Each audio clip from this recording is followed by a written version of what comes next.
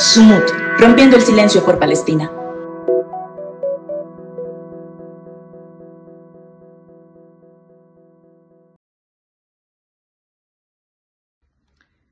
Es nuestro deber correr el velo de la desinformación y la abstracción política para revelar la cruda realidad de la crisis humanitaria que se vive en Gaza.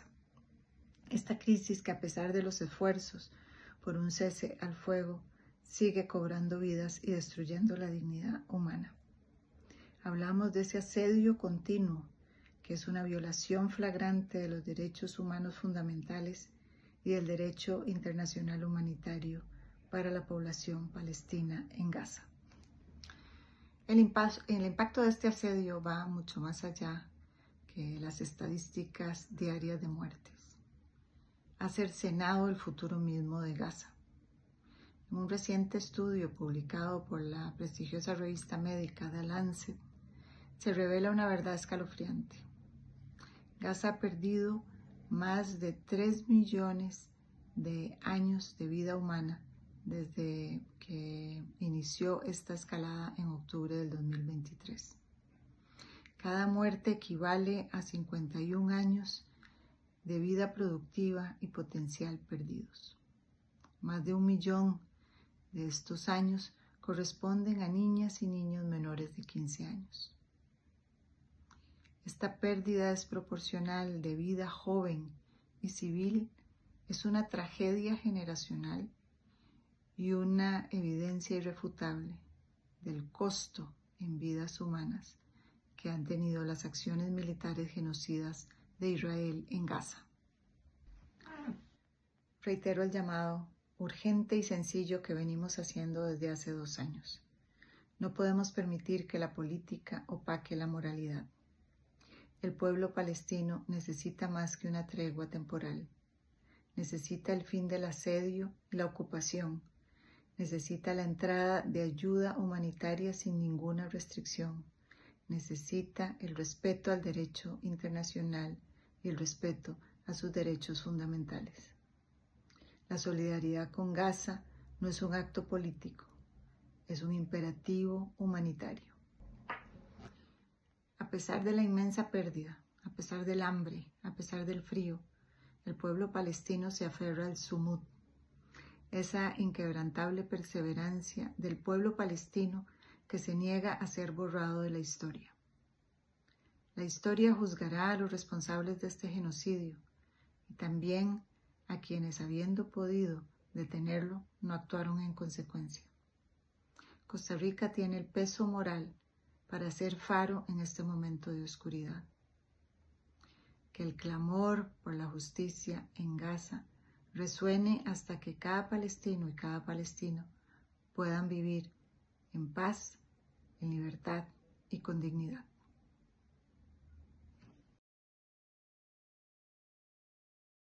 Cuando empecé a practicar el bordado palestino o tatres en árabe durante el genocidio en curso en Gaza, me costaba apreciar su valor en medio de las abrumadoras atrocidades. Ante un sufrimiento inimaginable, el bordado se sentía insignificante, casi impotente.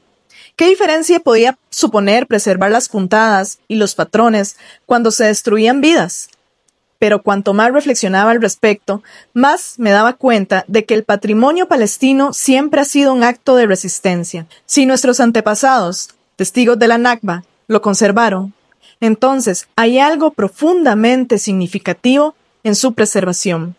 Tasnim Awal. El tatres es el arte ancestral del bordado tradicional palestino que tiene raíces históricas hace más de 3.000 años y que nació como una forma de embellecer objetos o prendas cotidianas inspirados en formas de la naturaleza. Son principalmente las mujeres palestinas las que se reúnen en círculos para practicar el tatres, preservando así una forma de conectar con su tierra, los ancestros y la comunidad, y reforzando los lazos culturales y la identidad colectiva. Cada bordado cuenta una historia, desde el lugar geográfico de quien lo viste, su estado civil o su estatus social, pero también puede narrar tradiciones de aldeas locales o ciudades palestinas. Narra historias de regiones, familias y memorias.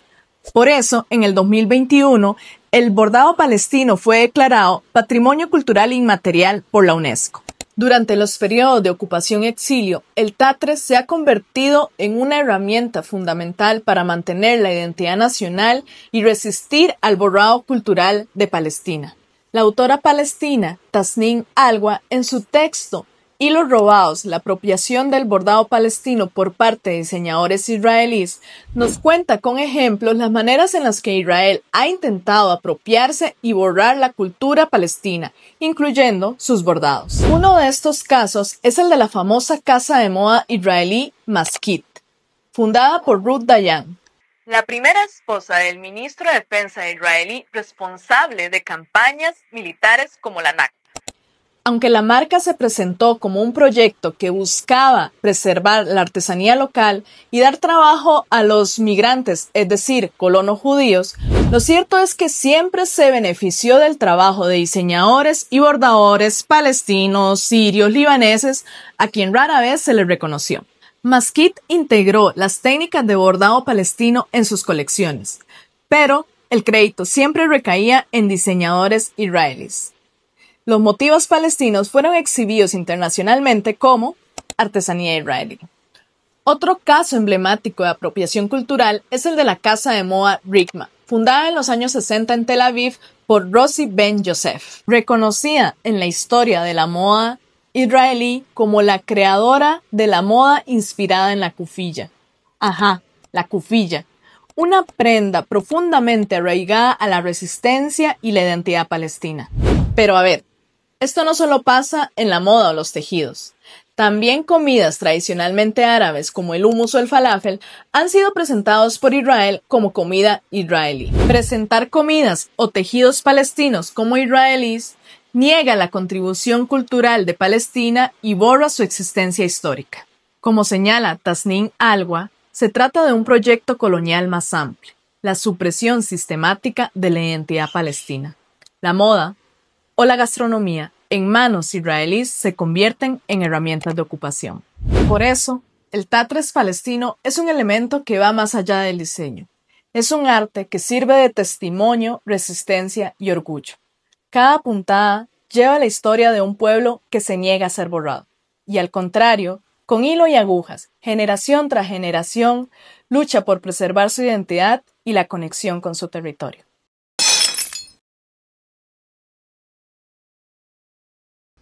Hola, yo soy Lili de Malas Juntas y detrás de cámaras está Jimbo y hoy venimos a encender una hoguera. Y a esta hoguera vamos a tirar a los alcaldes y funcionarios municipales que asistieron a Moneyworld 2025. Nos arrojamos a esta hoguera por colaborar con seguir disfrazando el extractivismo y el neocolonialismo de innovación y cooperación entre pueblos y a la gentrificación de progreso. Al final, en realidad, solo nos estamos poniendo las orejas de burro, ayudando a un proyecto colonial y genocida a lavarse la cara.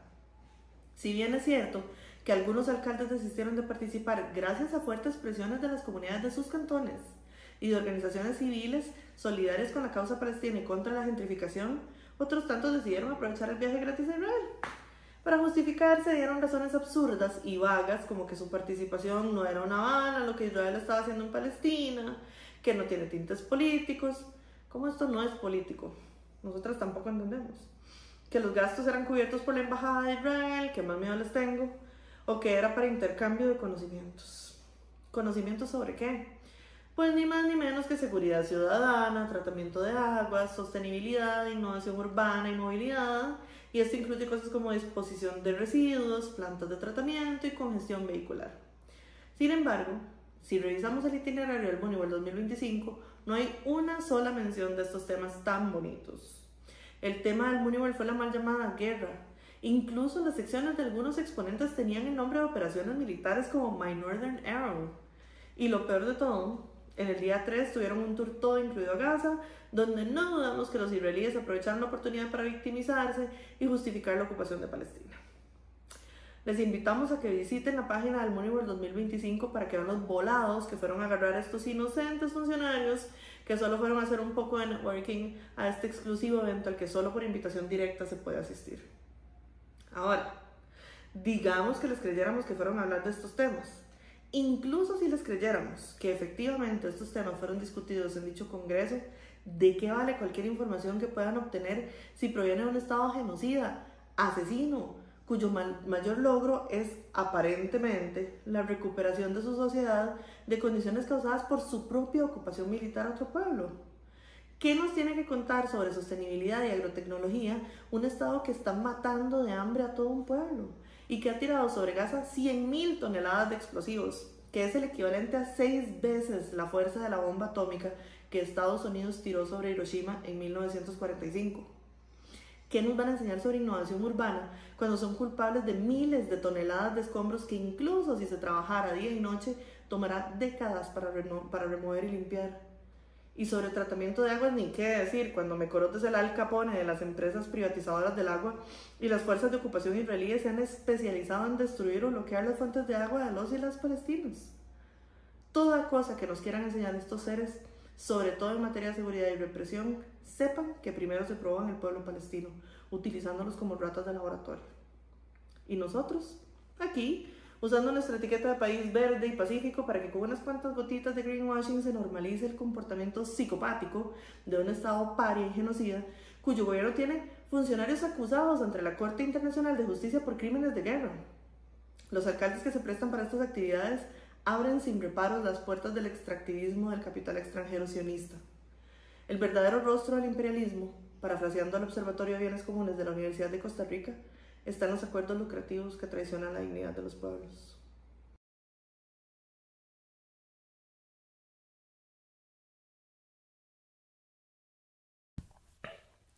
Sean bienvenidos y bienvenidas a un episodio más de Sumud, Rompiendo el Silencio por Palestina. El día de hoy estaremos entrevistando a Martín Gac. Martín se define a sí mismo como filósofo por sudor y periodista por casualidad. Bienvenido, Martín, muchísimas gracias por estar acá. Martín, queríamos comenzar hablando un poco sobre el panorama actual de la situación en Palestina, qué ha pasado después del supuesto plan de paz, del supuesto cese al fuego, y cómo ves en general la situación de lo que está ocurriendo allá. Yo creo que el llamado plan de paz es básicamente una demanda de rendición incondicional. Creo que no hay un plan de paz. Por un lado, digamos, en términos conceptuales no puede haber paz si no hay realmente algún tipo de mecanismo de justicia que pueda saldar las cuentas pendientes que tiene ahora el Estado de Israel con Palestina, pero por otro lado también, por supuesto, de las cuentas pendientes que tiene Hamás después del 7 de octubre, digamos, por lo menos en cuanto a los civiles que fueron asesinados ese día. No así la cuestión del enfrentamiento de guerra que tiene que ver con los ataques a las bases militares. Pero básicamente hay una necesidad de justicia. El plan de Trump no tiene ningún tipo de conducto para eso, ni para un lado ni para el otro. No tiene ningún tipo de proceso claro de compensación por los asesinatos, masacres, destrucción de infraestructura, envenenamiento, etcétera, que los israelíes cometieron en Gaza, que bueno, creo que a esta altura todo el mundo entiende que tiene todos los elementos indicativos de un genocidio, pero definitivamente con un componente de infanticidio masivo claramente establecido, destrucción del sistema hospitalario, destrucción de la grilla de caminos, destrucción del sistema de salinización de agua, destrucción del sistema sanitario, del sistema cloacal. La destrucción de Gaza ha sido total, y la destrucción total de Gaza no es solamente una cuestión de la destrucción de vidas, sino como si eso no fuese suficiente, ¿no? Pero es la destrucción también de la infraestructura necesaria para sostener las condiciones de vida. El plan básicamente tiene simplemente promesas completamente generales de reconstrucción. Entonces, a todas luces, yo lo que veo en el plan de Trump es básicamente un proyecto inmobiliario que probablemente va a terminar siendo repartido entre sus asociados, que están entre los Emiratos, Arabia Saudita, desarrollistas inmobiliarios en developers, como los llaman, ¿no? En Miami, en Nueva York, que es la gente que circula alrededor de él, incluido Witkoff, que es el emisario de Trump en la región, incluido gente como los Kirchners, que se dedican a eso. Y creo que en última instancia también lo que tiene el plan es una supresión total de cualquier tipo de conducto de expresión política para la sociedad palestina. Y eso yo creo que quiere decir algo que es muy, muy concreto. Y eso es que lo que hace el plan es tratar de restablecer el status quo, donde Israel tiene control total y absoluto sobre los territorios ocupados, los palestinos se someten a violencia esporádica, que es una violencia, digamos, relativamente regular, donde mueren niños, mueren mujeres, no solamente en el bombardeo de Gaza, que ha ocurrido de hecho en el 2023, incluso previo al 7 de octubre, a mitad de mayo Israel bombardeó Gaza, de eso al día de hoy prácticamente nadie habla, 15 de mayo del 2023, asesinando civiles, destruyendo unidades habitacionales, o sea, edificios residenciales, etc.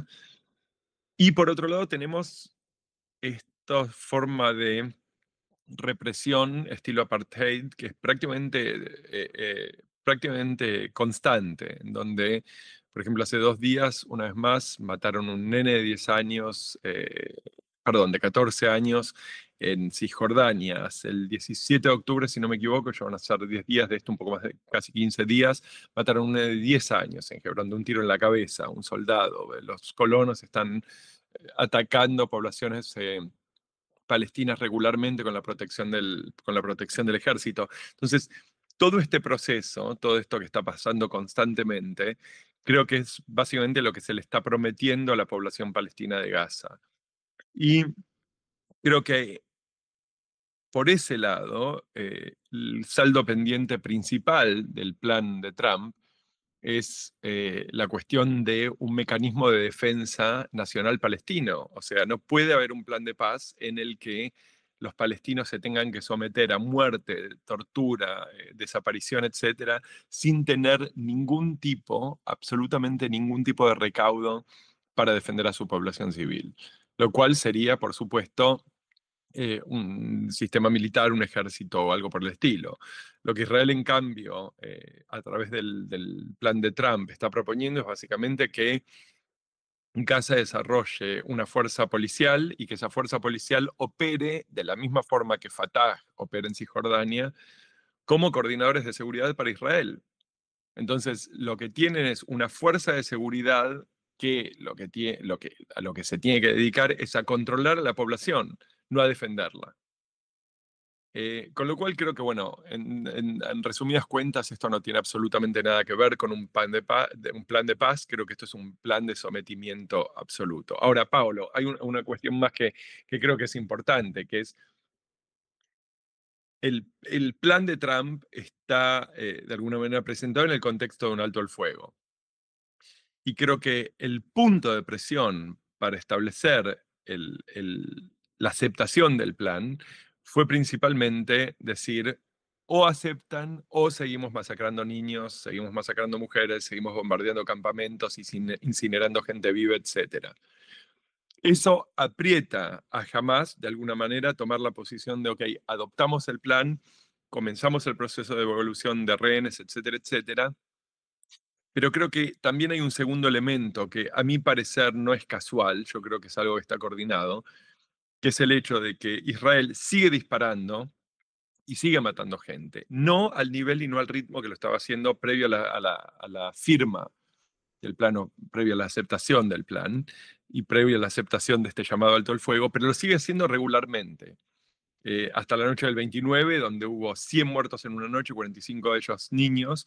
Israel venía matando alrededor entre 10 y 40 personas por día, todos los días. Y creo que esto no es casual, porque lo que intenta hacer es demostrar a la población palestina que Israel tiene todo el tiempo el dedo en el gatillo y que no lo va a levantar. Entonces, no solo no hay un plan de paz, creo que no tenemos tampoco un alto el fuego. Creo que lo que tenemos es un estado de amenaza constante y un estado de situación en donde la gente sigue muriendo, no solamente ahora bajo el bombardeo israelí, bajo los ataques israelíes esporádicos, sino que empezamos a ver muertos por detonaciones secundarias, de municiones que no habían detonado durante su uso. Empezamos a ver gente muriendo por exposición a los elementos o envenenamiento, o cosas que tienen que ver con el desplazamiento de material que quedó en tierra. Y mientras tanto, Israel sigue sin dejar entrar ayuda humanitaria a la escala que debería, y sigue sin dejar entrar material médico. Con lo cual, eso es una forma más de extender el proceso de mortandad, o básicamente incrementar la mortalidad en tierra. En lo que a mí respecta, esto es una catástrofe, y creo que la gran pregunta es cuánto tiempo va a resistir, porque presumiblemente en algún momento eh, los palestinos van a tener la necesidad de defenderse.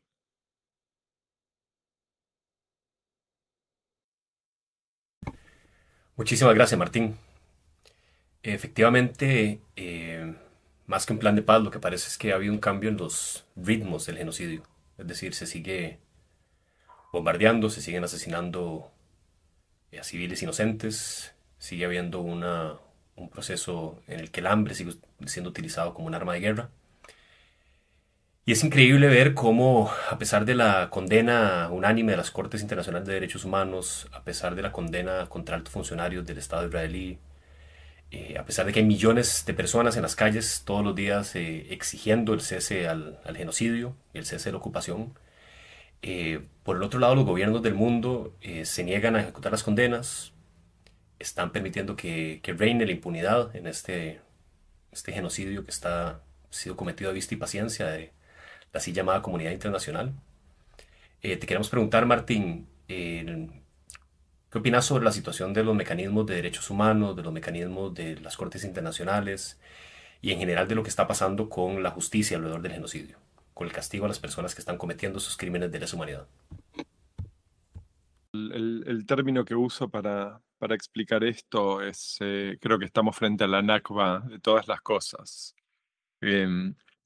El sistema jurídico ha colapsado no solamente a nivel internacional, el derecho humanitario internacional ha colapsado, al menos en tanto no tiene ninguna capacidad de ejecución y no tiene ningún tipo de representación política capaz de hacer valer las leyes y las reglas. Pero creo que también lo que estamos viendo es el colapso de derechos fundamentales en democracias occidentales, en donde acá en Alemania están arrestando gente por la calle por protestar. Ciertas palabras no están más permitidas en el espacio público en Alemania. No puedes decir desde el río hasta el mar. No puedes hablar en árabe en una manifestación. No puedes hablar en árabe. De hecho, no sé cuál es el estatus del idioma ahora, pero no podías hablar en irlandés. El irlandés estaba prohibido, por lo menos en una manifestación que recuerde a mitad del verano o hacia final del verano. No puedes salir con una bandera palestina. Entonces, creo que cuando vemos eso, cuando vemos miles de personas arrestadas en Londres, cuando vemos gente que escribe un artículo y es deportada, de hecho desaparecida en Estados Unidos bajo la maquinaria Trump, y vemos el avance de estas fuerzas alrededor de Europa, en Latinoamérica, en mucho menor medida en Canadá, porque Canadá tiene una comunidad árabe mucho más importante. Creo que lo que estamos viendo es el colapso, realmente el colapso casi total de todas las cosas que fueron los fundamentos de nuestros proyectos políticos, de nuestras ideas políticas. Y creo que lo que quiere decir eso en el futuro es muy difícil de decir, porque hay algo que creo que se reproduce y que para mí es un patrón un poco escalofriante, pero muy visible.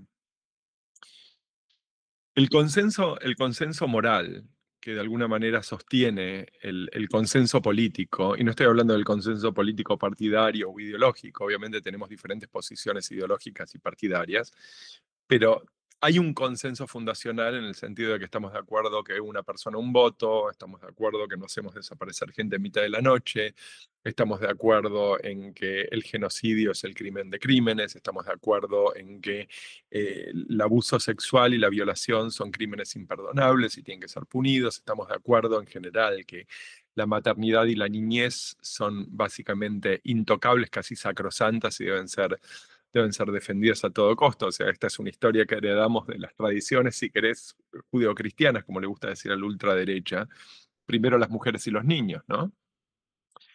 Ese consenso, todas las cosas que acabo de escribir, están todas muertas. No están solamente muertas porque los israelíes son criminales y han avasallado todos estos principios. Están muertas porque tenemos sistemas de representación democrática en Occidente que lo han tolerado, que igual que nosotros prendieron las pantallas, miraron lo que estaba pasando y encontraron la forma básicamente de dilatar el tiempo de reacción. Para mí la pregunta es algo que hace unos meses se explicaba como la diferencia en los tiempos políticos y los tiempos de genocidio, los tiempos del infanticidio. Creo que si uno piensa, no sé si vos tenés hijos, yo tengo hijos, si uno piensa en qué cantidad de tiempo necesitaría yo o demandaría yo para una intervención para salvar a mi hijo, estoy hablando de segundos. En el peor de los casos, minutos. Si hablamos de horas, estamos hablando de una situación catastrófica. Psicológicamente, yo creo que no sobreviviría tener que esperar días para que alguien se interponga para salvar la vida de mi hijo, de 6 años. Y el aparato político internacional lo que hizo fue sentarse, tener reuniones, tener discusiones, mirar los relojes, jugar con su teléfono celular, volver a la reunión, volver a su casa, armar una segunda reunión para dentro de 2 semanas, una tercera en otra ciudad para dentro de 4. Y cada hora que pasaba durante ese periodo, Israel estaba matando aproximadamente 2 niños. Un poco menos de 2 niños. Un niño. 28 niños por día. Digamos que un niño por hora. Por 2 años, todas las horas. Y creo que cuando miramos a nuestra conducción política, si tenemos noción de lo que acabamos de ver, creo que tenemos que entender que estamos viendo una conducción política a la izquierda y a la derecha, o mejor dicho, a la derecha y a la izquierda, que encontró la forma de tolerarlo o encontró la forma de justificar el no actuar. No solamente muestra falta de coraje y muestra quizás, o sea, alguna posición tomada entendiendo, digamos, que Estados Unidos e Israel son básicamente 2 estados mafiosos que tienen enorme poder regional y enorme poder geopolítico. Pero creo que también hay una falta de caballerosidad. Hay un valor que es un valor más primario, que es el valor de la nobleza. Es decir, ¿por qué batallas estamos dispuestos a morir? Y yo quiero pensar que la batalla por el genocidio, por el infanticidio, era la batalla por la cual, de hecho, estamos todos dispuestos a morir. Más allá de lo que uno pueda pensar de Churchill en cuanto a India o África, o a Roosevelt, creo que por mucho tiempo, porque no nos enfrentamos a un genocidio en nuestros teléfonos celulares, el genocidio pasaba en Srebrenica, o el genocidio pasaba en Ruanda, o el genocidio pasaba en Myanmar, o sea que lejos de nuestros ojos, creo que todos vivimos con la idea de que si esto llegase a pasar, si esto fuese visible, si realmente tuviésemos una situación como esta, entonces teníamos la seguridad de que todas nuestras capitales estaban habitadas por Roosevelt y Churchill, que iban a hacer lo que se debía hacer, y que cada uno de nuestros vecinos era Schindler. Y creo que lo que nos dimos cuenta es que las dos cosas eran falsas. Que por un lado nuestros líderes políticos eran, en el mejor de los casos, Chamberlain, o sea, pacificadores o gente que trataba de apaciguadores, no pacificadores, apaciguadores de bestias, que esto es creo que lo que vemos en básicamente toda Europa, con la excepción a veces de España y de Irlanda. Y por otro lado, nuestros vecinos definitivamente no eran Schindler. Nuestros vecinos estaban totalmente dispuestos a entregar a nuestros hijos a la moledora de carne. Y no solo eso, sino que aquellos que tenían el coraje de abrir la boca y decir, están matando niños con nuestros impuestos en nuestro nombre de la forma más brutal y feroz, es que salió la policía de Berlín, los buenos vecinos de la derecha argentina, etcétera, etcétera, a condenarlos, a demandar que sean llevados a las cortes, etcétera, con un aparato de intimidación y terrorismo jurídico del aparato sionista en todos estos países, obviamente. Pero nuestros vecinos estuvieron más que tranquilos en seguir las órdenes. Y creo yo que la única forma en la que nuestro orden político puede seguir esto es con un estado de amnesia total y absoluto. O sea, realmente creo que el paradigma político de los últimos 80 años ha muerto. Porque incluso si esto se termina mañana a la mañana, incluso si se termina Sudán y los Emiratos Árabes se retiran de Sudán y retiran las armas israelíes y la participación israelí en Sudán, que de hecho están totalmente coenvueltos. Entonces, del otro lado, todavía nos tenemos que hacer la pregunta, si después de esto una política democrática, lo que creímos que era una política democrática, es viable. Y mi respuesta es que no, mi respuesta es que absolutamente no, que realmente creo que, honestamente, no hay mejor palabra acá que la catástrofe, que la Nakba. Creo que esto es una Nakba de Occidente. Creo que la Nakba por 80 años se movió lentamente, arrasando con todo a su paso, incluso, o sea, la identidad judía, de que es de donde yo vengo, la identidad democrática, la identidad de las relaciones nacionales, pero creo que en este momento ha excedido completamente los límites de Palestina y realmente está en el proceso arrollador de devastar absolutamente todo. Gracias, Martín. Efectivamente, el panorama es devastador en términos de la complicidad de los estados del mundo con el genocidio. Parece que vivimos en el mundo del revés, un mundo donde las condenas de las cortes internacionales pasan, pero ahí está Smotrich, ahí está Ben-Gvir viajando por el mundo y los estados se niegan a ejecutarlos.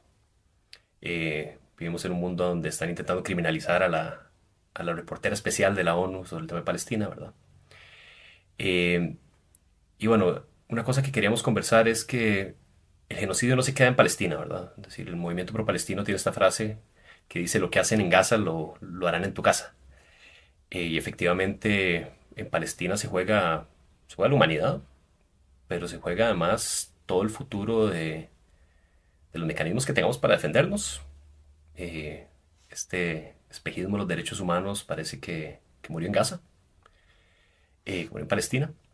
Y quería preguntarte un poco cómo veías la situación también, es decir, cómo afecta eso también la capacidad de los defensores de la tierra, de las personas que están defendiendo sus derechos laborales, sus territorios, sus recursos, su soberanía.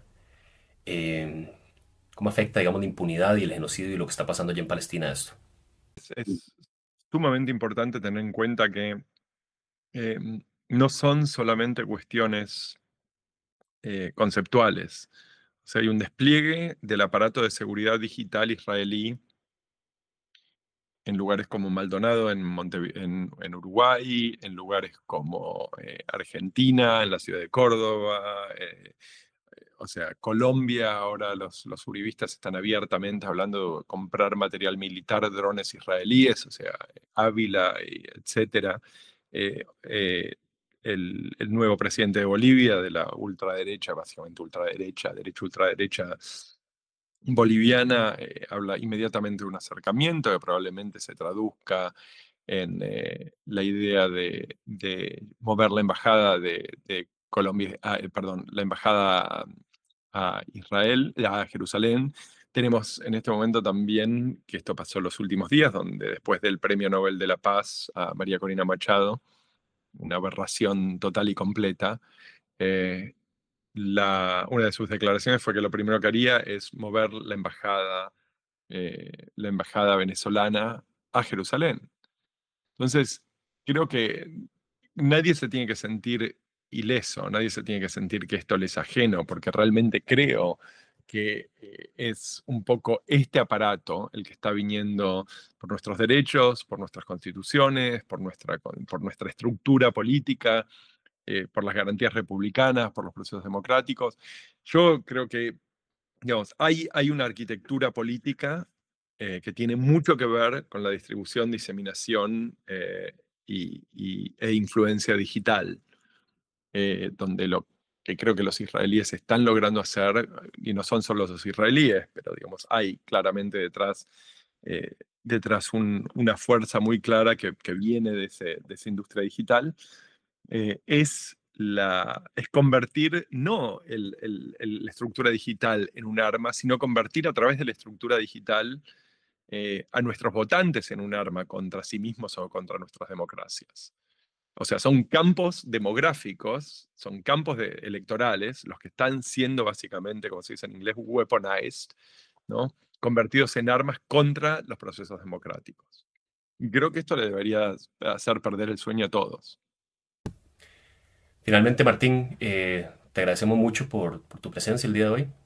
Queríamos cerrar preguntándote qué se puede hacer desde los diferentes países y territorios para apoyar el proceso de la lucha palestina, para que la solidaridad efectivamente trascienda fronteras y podamos apoyar a frenar este genocidio y a defender este bastión de la humanidad que es Palestina hoy. ¿Cuáles crees que son esas tareas que tienen las personas que hoy están intentando apoyar la causa palestina? Tengo un profundo amor por Italia, con todos sus horrores y todas sus maravillas, y considero que el gobierno de Meloni es extremadamente peligroso, pero amo Italia entre otras cosas porque en Italia hubo 2 millones de personas que salieron a la calle y paralizaron el país. Y creo que en alguna medida lo que nos enseñaron los italianos en septiembre y octubre fue cómo se usa una democracia. No es solamente ir a votar, creo que esto nos lo decimos unos a otros todo el tiempo, pero los italianos y los españoles en gran medida también nos mostraron cómo se usa la democracia. ¿Qué quiere decir participación? Y por supuesto que eso quiere decir crear masas críticas, o sea, uno no puede salir solo a la calle, pero creo que definitivamente esta también es la función de aprender a hacer periodismo ciudadano y volverse un replicador efectivo de la información que moviliza básicamente nuestras instituciones políticas. O sea, si uno nunca fue expuesto a la muerte de niños de 5 años por francotiradores israelíes en Gaza, entonces esto le puede parecer algo totalmente disparatado. Creo que ahí es donde está la función de el periodismo ciudadano y la replicación pública de estas cosas, porque esto es lo que permite forjar masas críticas. Y nada, y eventualmente cuando la gente sale a la calle de países que por ahí no tienen el peso, digamos, de Estados Unidos o el peso de Alemania en el mapa geopolítico y en el cálculo geoestratégico israelí, de todas formas, estas son cosas que definitivamente tienen efecto. Si Israel pierde a Costa Rica, si Israel pierde a Paraguay, que en este momento es un aparato de derecho, es un satélite, si pierde a Bolivia, y si pierde, esperemos que a Ecuador, entonces lo que tenemos ahí es una red, hay un archipiélago de resistencia a la posición, pero mucho más importante, hay un retiro de voluntades políticas de apoyo, que no es, o sea, no tiene por ahí el peso de Estados Unidos, pero definitivamente es una aglomeración de voluntades políticas. Y eso puede querer también decir empezar a eliminar fondos de inversión israelíes, empezar a eliminar empresas israelíes, especialmente las de seguridad, o como en Argentina Mecorot, la empresa de las aguas, del espacio público. O sea, no permitirle al aparato estatal mover fondos argentinos o mover fondos del fisco argentino, del fisco paraguayo, a manos de empresas israelíes. O sea, yo creo realmente que la acción no necesita, digamos, admiro profundamente a la gente que se subió a la flotilla Sumud, pero creo que no necesita únicamente eso. Hay algo que por ahí, en términos de eficiencia política, es aún más importante, que es cerrar y blindar los países a la entrada de estos tipos de intereses y este tipo de influencia. Sumud, rompiendo el silencio por Palestina.